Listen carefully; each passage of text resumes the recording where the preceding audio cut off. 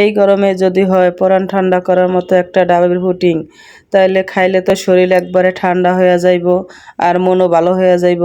তো এই কারণে আমিও নিয়ে আসলাম 2টা ডাব পুডিং বানানোর জন্য।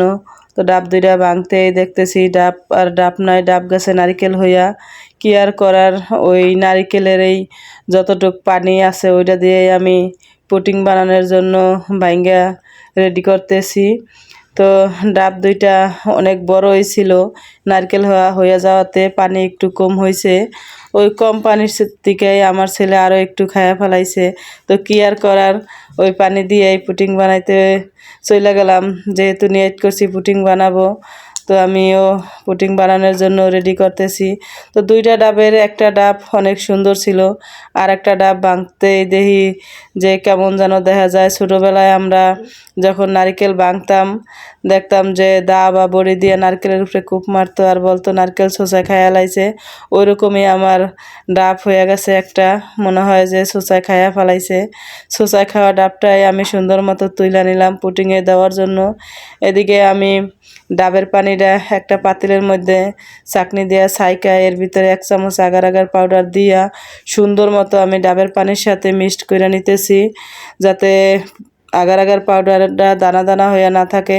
সুন্দর মতো মিক্সড করতে হইব।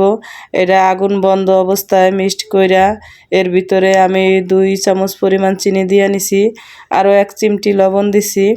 লবণ না দিলেও হয়, কিন্তু আমার কাছে দিলে মনে হয় ভালো হয়, এই কারণে আমি দিয়ে নিছি। এরপরে সুন্দর মতো সব কিছু দিয়ে আমি ডাবের পানিটা বলক তুলে নিলাম, 1-2টা বলক তুললেই হয়। এদিকে আমি একটা বাটির ভিতরে নারকেলগুলা দিয়া সাজাইয়া এর ভিতরে আমি ডাবের পানিটা দিয়ে দিতেছি।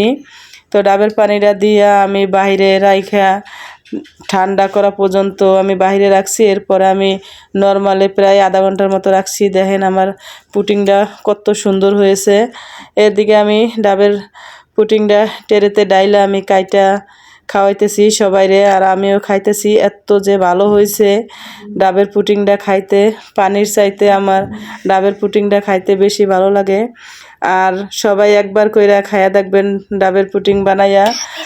যদি আমার পুডিংটা বানানো ভালো হয় তাহলে অবশ্যই ভিডিওটা শেয়ার করে দিবেন, আর কেমন হয়েছে আমার পুডিংটা বানানো তা কমেন্ট করে জানাইবেন। ভিডিওটা ভালো লাগলে অবশ্যই শেয়ার করবেন। তো আমার বাগনিরে সর্বপ্রথম খাওয়ায়া দেখাইতেছি, ও খায়া বলতেছে অনেক মজা হয়েছে।